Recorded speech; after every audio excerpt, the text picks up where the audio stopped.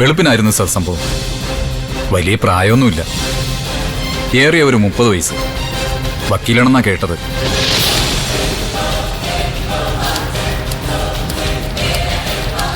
അയാൾ വന്ന വണ്ടി റോഡിൽ കിടപ്പുണ്ട്.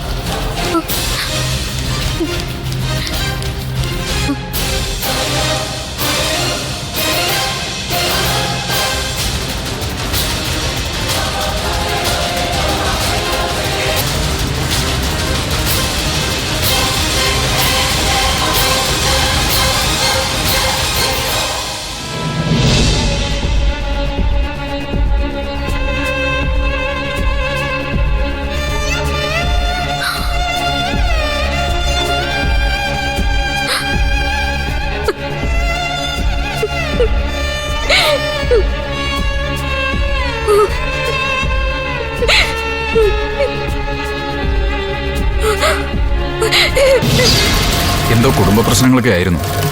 വീട്ടുകാരെ വിവരം അറിയിച്ചിട്ടുണ്ട്.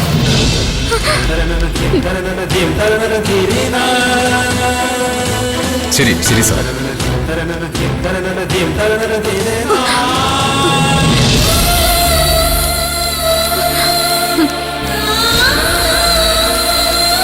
സാർ, ആംബുലൻസ് ഇപ്പോൾ എത്തും. വീട്ടുകാരോട് ജനറൽ ഹോസ്പിറ്റലിൽ എത്താൻ വിളിച്ചു പറഞ്ഞേക്ക്. ശരി സാർ.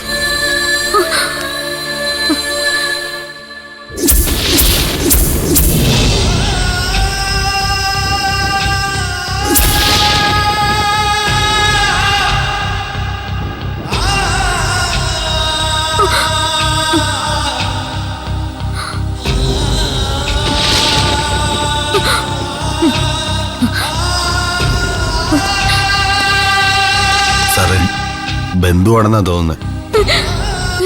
ഒന്ന് കാണിച്ചു കൊടുക്കുക. ശരി സാർ.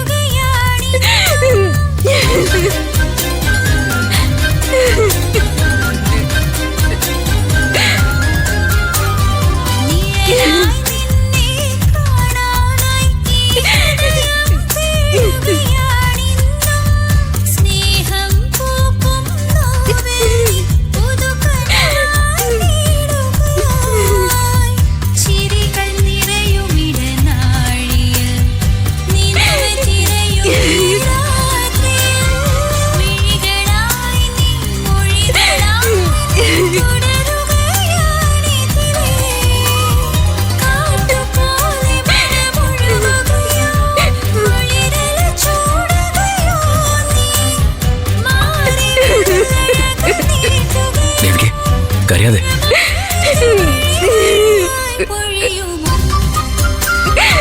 ആൾക്കാർ ശ്രദ്ധിക്കുന്നു. ദേവി,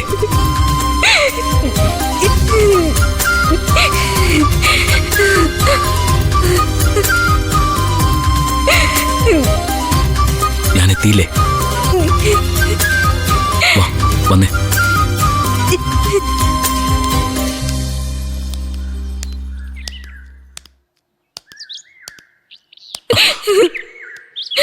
എന്തിനാ സിദ്ധു ഇങ്ങനെ തീ തീറ്റിക്കുന്നത്? അപ്പൊ എന്നോട് ഇഷ്ടമുണ്ട്. അതുകൊണ്ടല്ലേ ഇങ്ങനെ ഓടിപ്പാഞ്ഞു വന്നത്. ദേ, വീണ്ടും കണ്ണുനീരൊഴുക്കുന്നു. ഇനി കരയൊന്നും വേണ്ട, ഞാനിങ്ങ് വന്നില്ലേ. സിദ്ധു എവിടെയായിരുന്നു ഇതുവരെ? എന്തിനിപ്പോ വീട്ടിൽ നിന്ന് പിണങ്ങി ഇറങ്ങി പോകുന്നേ? ഒക്കെ ഞാൻ പറയാം. ഇപ്പൊ ദേവിക ചെല്ല്. റെയിൽവേ ട്രാക്കില് ഒരു അഡ്വക്കേറ്റിന്റെ മൃതദേഹം കിടക്കുന്നു അറിഞ്ഞിട്ടാ ഞാനും വന്നത്. ഇനിയിപ്പോ ഇവിടെ നമ്മൾ നിന്നാലേ പരിചയക്കാരൊക്കെ കണ്ടെന്ന് വരും. അപ്പൊ സിദ്ധു വീട്ടിലേക്ക് പോകുന്നില്ലേ? തൽക്കാലം ഞാൻ വീട്ടിലേക്കില്ല. എങ്കിൽ പിന്നെ സിദ്ധു എവിടെ താമസിക്കുന്നെങ്കിലും ഒന്ന് പറ. മെഡിസിൻ ഒന്നും കഴിക്കാതെ ഇങ്ങനെ നടക്കുന്നൊക്കെ വളരെ റിസ്കാ. ഞാൻ ദേവികയെ വിളിച്ചോളാം. ഇപ്പൊ ചെല്ല്. ചെല്ല്.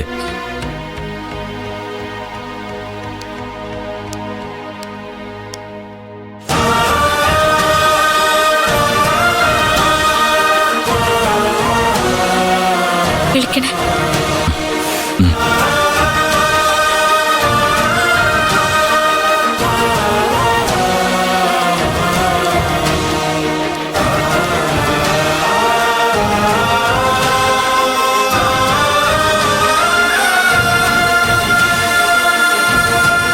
ഒരു വക്കീല് ചത്ത് മലച്ച് റെയിൽവേ ട്രാക്കിൽ കിടക്കുന്നു എന്ന് വാർത്ത കേട്ടപ്പോ എന്റെ പൊന്നു ശരവണ, നിന്നെ മനസ്സുകൊണ്ട് കെട്ടിപ്പിടിച്ചതാ. അത് വക്കീൽ സിദ്ധാർത്ഥനായിരിക്കുമെന്ന് വിചാരിച്ച് ഞാൻ ഒരുപാട് സന്തോഷിച്ചു. ഈ ഒരു കാര്യമെങ്കിലും നീ വൃത്തിയായിട്ടും വെടിപ്പാട്ടും ചെയ്യുന്നോർത്ത് ഞാൻ അഭിമാനിച്ചു. എന്നിട്ട് സാർ അപ്പോഴും சொல்லக்கூடாது. ഒന്ന് രണ്ട് വിഷയങ്ങളല്ലേ എനിക്ക് മിസ്റ്റേക്ക് പറ്റിയിട്ടുള്ളു. ഇത് മിസ്റ്റേക്ക് അല്ലേ, പിടിപ്പീടാ. നല്ല ഒന്നാം തരം പിടിപ്പീട്. വല്ലവന്റെയും പുറത്ത് കൊണ്ട് ലോറി ഇടിച്ചു കയറ്റുന്നതിൽ അത്ര എളുപ്പമല്ല ഒരാളെ ട്രേസ് ചെയ്ത് പിടിച്ച് പാളത്തിലിടുന്നത്. അതെങ്ങനെ? നിനക്ക് തടിയല്ലേ ഉള്ളൂ, തലച്ചോറില്ലല്ലോ. നിങ്ങൾ ഇരിക്കണ്ട. ഭാവം കണ്ടാ തോന്നും മുഴുവൻ ഓപ്പറേഷനിലും വിജയിച്ച് മെഡലും വാങ്ങിച്ചുകൊണ്ടിരിക്കുന്ന ആളാണെന്ന്.